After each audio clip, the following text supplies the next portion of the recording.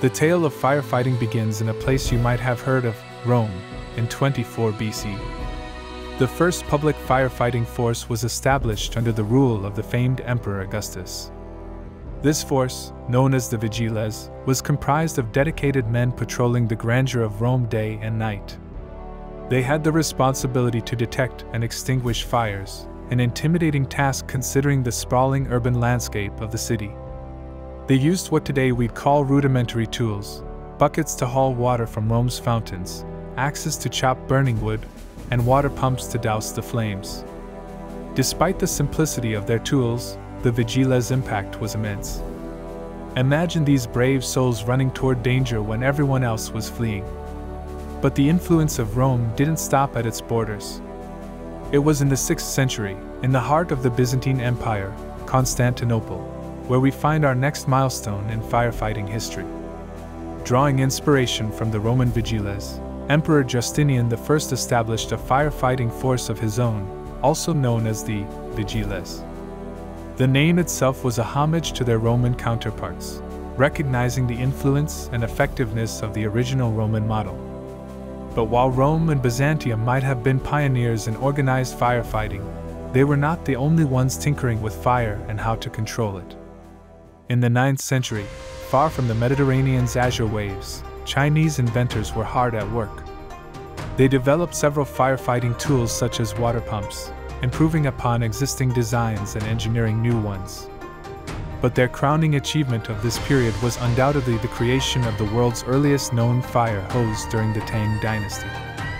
This hose, made from leather and later from fabric, was a major breakthrough, dramatically improving the firefighter's ability to deliver water to the heart of a fire. At this point in our story, we're spanning 2 continents, from Europe to Asia, demonstrating that the struggle against fire and the effort to control its destructive power was a truly global endeavor.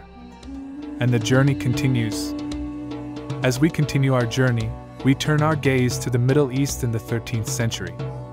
It was in this period that Arab inventor Al-Jazari came to prominence, inventing a hand pump capable of spraying water onto fires. This innovation represented an important evolution in firefighting tools, improving the efficiency of water delivery, and thus, increasing the effectiveness of firefighting efforts. Our next destination is a well-known one, the City of London in the 17th century. The Great Fire of London in 1666 was an event that brought about significant changes in the field of firefighting. The Inferno, which raged for 3 days, consumed much of the city and highlighted the urgent need for effective fire management. In response, insurance companies were formed, each maintaining their own firefighting brigades.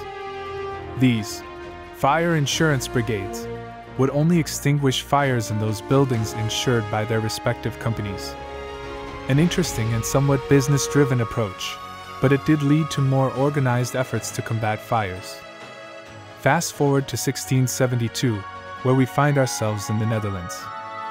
Here, Dutch inventor Jan van der Heyden developed the first fire engine equipped with a flexible hose. His ingenious design enabled firefighters to maneuver more freely, bringing the water source directly to the fire's location, rather than having to form a bucket brigade from the nearest well or river. This invention was a game-changer in the field of firefighting, providing a glimpse of what future firefighting apparatus could achieve. Now, let's cross the Atlantic to the young United States of America in 1736. Benjamin Franklin, renowned polymath and one of the founding fathers, established the first volunteer fire department in Philadelphia.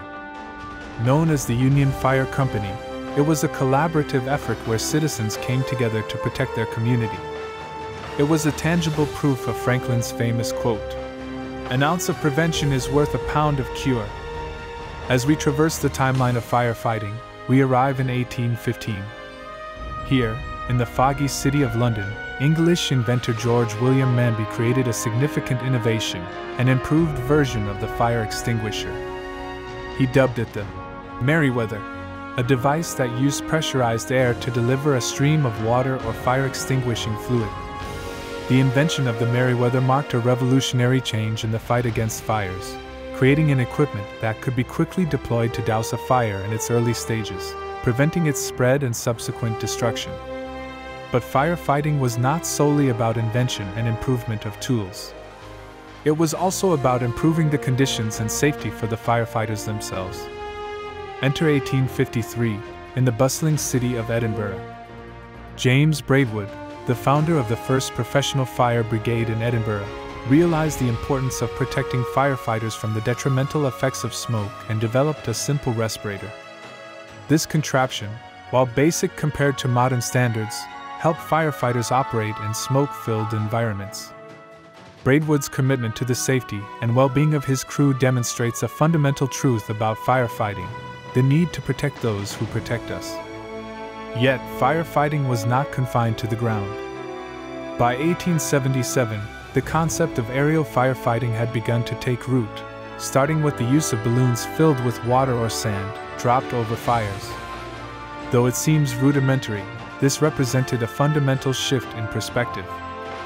Fire was no longer a strictly land-based challenge to be dealt with only from the ground. Moving ahead to 1880 in the United States, the introduction of the fire alarm box system provided a vital communication link between citizens and fire departments. This system, comprised of a network of alarm boxes placed around a city, allowed citizens to alert fire departments to emergencies quickly. This not only drastically reduced response times, but also marked a turning point in the way communities engaged with their fire services. Our journey is far from over, as we dive deeper into the remarkable saga of firefighting. As we step into the year 1896, in the city of Springfield, Massachusetts, we witness a significant advancement in firefighting technology: the introduction of the first motorized fire engine. This new invention, replacing horse-drawn carriages, revolutionized firefighting by significantly increasing the speed and efficiency of response to fires. Fast-forwarding to 1905, another milestone awaits us: the invention of the first automated fire sprinkler system. This system, while now commonplace in buildings around the world, was once a groundbreaking innovation that marked a massive leap forward in fire prevention. These sprinklers, armed with the capability to respond to fires in their infancy, minimized fire damage and often extinguished fires before the fire department even arrived. From the bustling streets of cities to the tranquil expanse of forests, our journey brings us to the wilderness of the United States in 1925. It was here that the Forest Fire Lookout System was developed, with watchtowers being constructed throughout forests to spot signs of fire. These towers, often located on the highest points of terrain, were the first line of defense against the destructive power of wildfires. This system, while simple, proved immensely effective in early fire detection and prevention, protecting not just human lives and property but also the invaluable and irreplaceable ecosystems within these forests. We step into the 1940s, amidst the turmoil of World War II. This was a period marked by innovation and the dire necessity of solving unprecedented problems. It was during this time that firefighting foam was developed. Designed to effectively combat fuel and oil fires that were common in wartime scenarios, this innovation made firefighting significantly safer and more efficient. Picture these bubbles, latching onto the flaming fuel, smothering it, and cutting off the oxygen supply, marking a new way to fight fire with science. The widespread adoption of foam for various types of fires post-war underlines its importance in the evolution of firefighting. Next, we move into the 1950s, a time when the world was slowly recovering from the devastation of war and was eager to ensure safety and peace. It was during this decade that the first affordable home smoke detector was invented. Though this device might seem unimpressive compared to larger-scale firefighting innovations, it has undoubtedly saved countless lives by providing early warning of fires in homes. Picture the sense of security that filled the hearts of people, knowing that this little device was on constant vigil, ready to alert them at the first sign of smoke. As we transition into the 1960s, our journey takes us back to the wild. The U.S. Forest Service, grappling with the challenge of wildfires, developed new strategies to manage and control these natural disasters. These strategies acknowledged the role of natural fires in promoting ecosystem health and focused on controlled burns to prevent the buildup of dry vegetation that fuels large-scale wildfires. Imagine the sight of firefighters setting small fires, a seemingly paradoxical act, but one that was part of a larger strategy to prevent destructive fires. This approach marked an important shift in wildfire management, placing an emphasis on harmony with nature rather than mere suppression. As we turn the page, we find ourselves on the cusp of some of the most significant technological advancements in the field of firefighting. Venturing into the 1980s, we encounter an era of technological revolution that left no field untouched, including firefighting. It was in this decade that thermal imaging cameras were introduced to the fire service. These devices, capable of seeing through smoke and identifying hot spots, provided firefighters with a whole new perspective. Picture firefighters navigating through thick, choking smoke, guided not by their sight but by the heat signatures captured by these cameras, turning what was once an impenetrable smokescreen into a navigable map. As we proceed, we see that the very nature of firefighting means that those who step into this field put their lives on the line every day. The risk, the sacrifices, and the heroism of firefighters worldwide was thrown into sharp relief on September 11, 2001.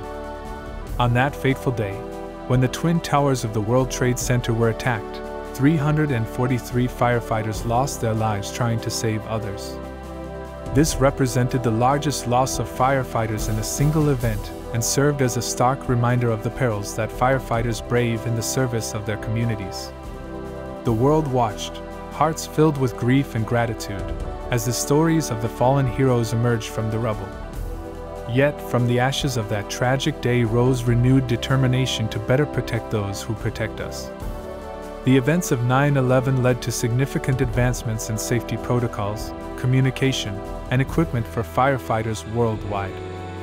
The improvement of personal protective equipment, the enhancement of interagency communication, and the focus on the physical and mental health of firefighters are all part of the legacy of that day.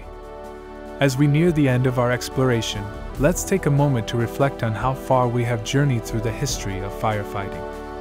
From the vigilant vigiles of ancient Rome, through the innovative advances of the Byzantines, Chinese, and Arabs, to the mechanized engines and thermal cameras of the modern era, we have witnessed the evolution of a profession driven by courage and an unwavering commitment to public service.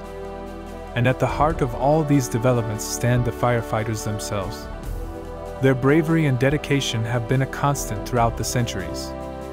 As we face the future, we do so with the knowledge that there will always be those among us who stand ready to protect, to serve, and to fight fires, whatever form they may take.